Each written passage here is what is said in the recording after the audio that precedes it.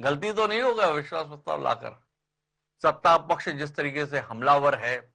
लगातार आपको ही गलत ठहराने की कोशिश कर रहा है, क्या महसूस कर रहे हो रंगरेज जी इस अविश्वास प्रस्ताव के माध्यम से आपकी पार्टी और विपक्ष क्या कुछ हासिल कर पा रहा है? थोड़ा रोशनी देंगे? देखिए, हम चर्चा करवाना चाहते हैं कि बात चर्चा हो कि किस तरीके से जननायक राहुल गांधी जी विपक्ष के नेता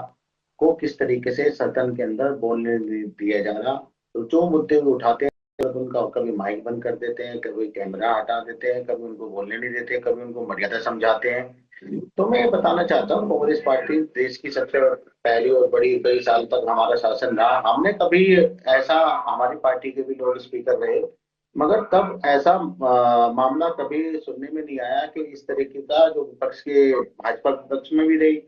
तब तो कभी कांग्रेस के किसी जो है स्पीकर साहब ने कभी ऐसा नहीं किया, पूरा मौका दिया, उन्हें पूरा अधिकार दिया अपनी बात रखने का। मगर 12 साल से लगातार राहुल गांधी जी आंखों में आंखें डाल के मोदी जी की लगातार अब देश के विषयों पर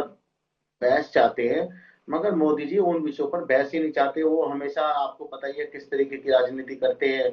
कभी कंट्रोवर्सी वाली राजनीति, कभी, अभी आपने देखा चर्चा होनी चाहिए किस चीज पर चर्चा करते हैं आप, किसी चीज वंदे मातरम पे। तो इस तरीके की अगर आप चर्चा करेंगे तो जिन विषयों से हमारे देश के आगे बढ़े, अब अभी फिलहाल में आप देख रहे होंगे गैस की किल्लत हमारे देश के अंदर लगातार होती जा रही है।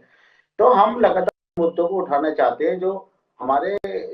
देश के लिए जरूरी मुद्दे हैं, और राहुल गांधी जी उन पर लगातार चर्चा करना चाहते हैं, और उनको चर्चा करने देने का जो है वो स्पीकर साहब नहीं देते। तो इस वजह से हम जो है आज आज विश्वास जो पत्र लेकर आए हैं उन पर चर्चा करना चाह रहे हैं, और जो सारी चर्चा होगी उसके अंदर खुलकर सारी बात आएगी, आप भी देखिएगा।